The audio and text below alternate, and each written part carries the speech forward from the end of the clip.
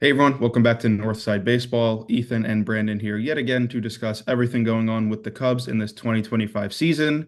Obviously, things have not gone super according to plan in recent weeks. Season started off great. It's hit a bit of a rough patch this last month. The Brewers have obviously been on fire. They've taken the lead in the NL Central. But as we always like to do pretty much every month, we wanted to do a State of the Union, talk about where the team's at, where the team's going in the next couple weeks with the schedule and their players. So I think it's perfect time to kick it off. At the time of this recording, the Cubs are playing their first game of the series against the Cardinals, who did sell at the trade deadline, who are not quite as good as the Cardinals of yore. They're on the road, which, Bush is not always the most friendly environment to Cubs fans. But again, obviously, this is a winnable series. And then, of course, we'll talk about it in a bit, but after that, we have a couple tough series. Got the Blue Jays coming up, the AL East leaders, and then there's the very crucial five-game series against Milwaukee at Wrigley Field in a couple weeks. So, but all in all, Ethan, just how you feeling about the team right now? I'm still very hopeful about the team. I think anything from this season compared to previous seasons is a good season. To be in second place right now in our division is great. I would rather first place, but I'm still I want to be positive. I'm a little bit worried when it comes to the Blue Jays, and especially worried when it comes. I think the Brewers game versus the Cubs is going to be very telling of what the rest of 2025 holds for us. And because we're back on our home turf, maybe that'll spell out some good aura for us. But I also want to stay positive here. Look, after the Brewers, in the coming days, we play the Angels, the Giants, and then the Rockies. So it lets up a little bit. The clouds part. So no matter what, I think we have some easy games ahead of us after the Brewers game. So it's not all doom and gloom, as I always say. Yeah, no, I agree. It is worth pointing out that those series you just mentioned that is a West Coast road trip. Those games all are on the road. So again, nothing's given in baseball. Obviously the Cubs are going to have to win these games. There have been winnable games in recent weeks that the Cubs obviously, especially against the Reds in this most recent series, which was very painful to watch. There have been some winnable games that the team hasn't taken advantage of. But overall, again, I think it's a reminder that yes, the last month hasn't been perfect, but this team can still control its own destiny. Again, 5 games against the Brewers. It's the last 5 games against the Brewers this season. They're all at home, thankfully. This is a very winnable series against even a great team that's on fire like the Brewers. If the Cubs can take 3 or even 4, maybe even 5 of those games, I mean, the team gets back in the driver's seat of the NL Central. The rest, the last month of the season looks a bit more peachy than it does right now. Again, and again, it helps that you have guys like Javier Assad that looks like he's going to come back soon, Miguel Amaya, Jamison Tyone, these guys that have been on the injured list for forever. It feels like, are finally starting to come back. The roster's starting to get healthy again.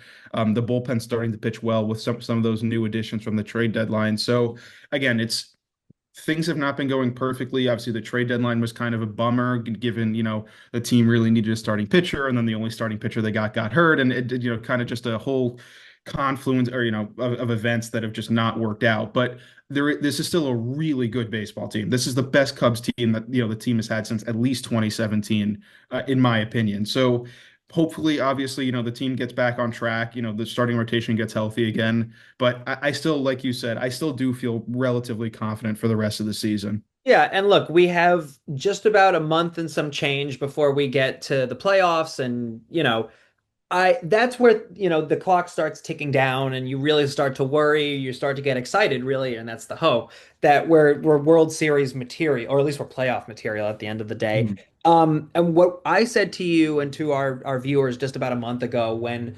our pitchers got injured, when multiple of our pitchers got injured, is I'm glad that this is happening now so they can be healed by around August or at the latest early September. And again, like you said, like Javier Assad is on track to coming back very soon. This is best case scenario at this point.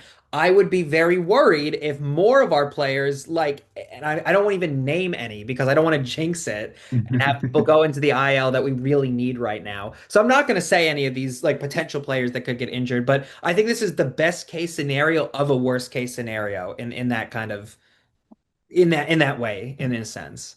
Yeah, no, I completely agree. Again, that series against the Brewers coming up is the most important series left in the year. If the Cubs can win that series, things change drastically. But as always, give us your thoughts on the Cubs right now. How are you feeling about the team? Obviously, vibes aren't the most positive, but hopefully they can turn that around against the Cardinals this weekend. And as always, we'll always be responding to every comment in the comments section.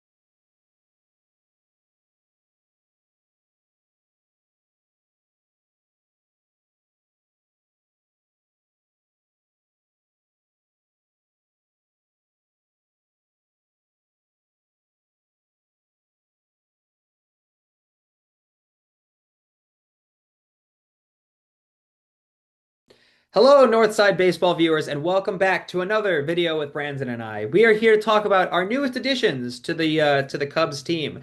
Unfortunately, we have some good news. Well, fortunately and unfortunately, we have good news and bad news to talk about to our new players. One is Michael Soroka, who two Yeah. innings into him being on the Cubs team has already gotten an injury.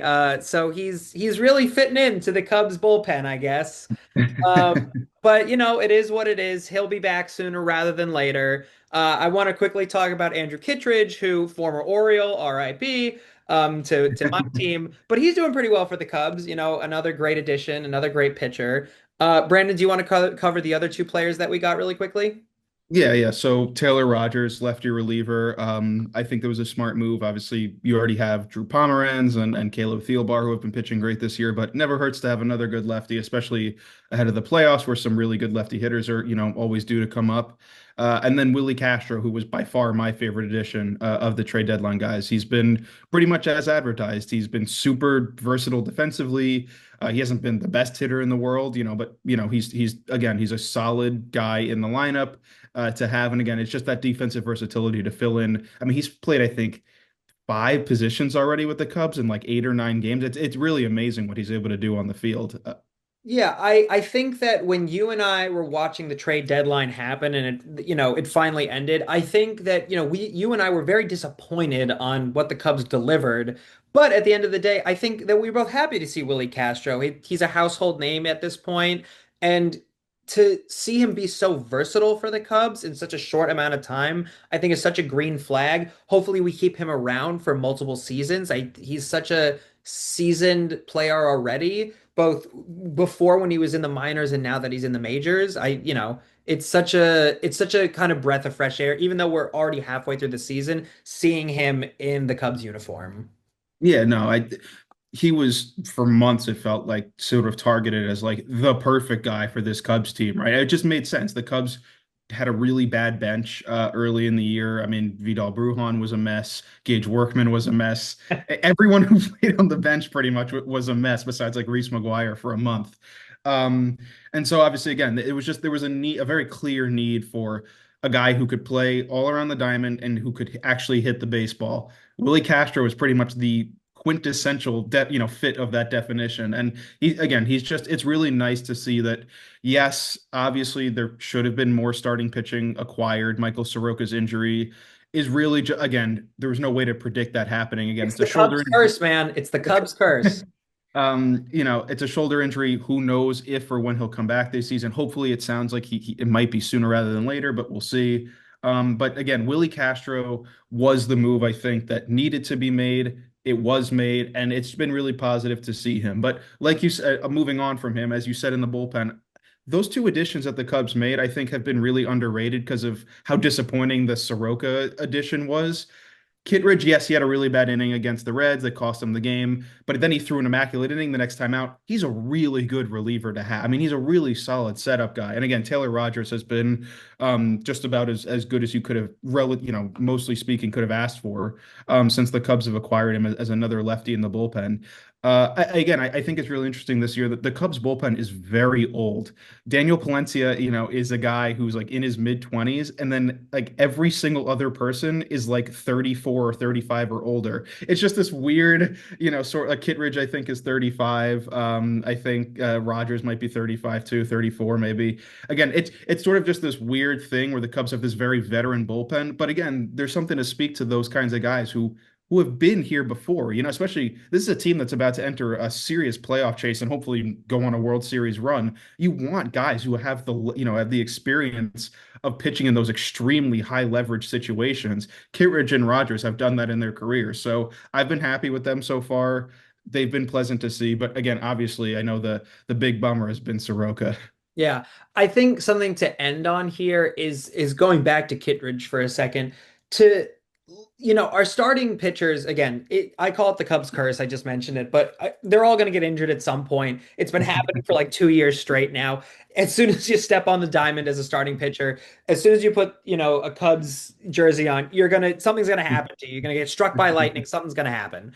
But what I will say with Kittredge, and you could say it about Rogers too, is that where the the wheels kind of fall off as well is near the end, the final few innings, because we could be leading by maybe like 4 runs, and then like the other team catches up. So to have a good defensive, back few pitchers, that's what the Cubs needed. Let's not, I don't want to say shit on the starting pitchers, but we needed some defense as well when it came to our relievers as well. So Mhm. I would say again, should have the Cubs picked up more pitchers? Absolutely. They should have done a lot more things during the trade deadline, but we're past the trade deadline at this point. It's old Mhm. news. So I think what they did was right. Our players are doing very well so far. Like you said, I think that Michael will come back very soon. In theory, I'm no doctor, but the injury shouldn't be too bad. I think he'll be back before the end of the season.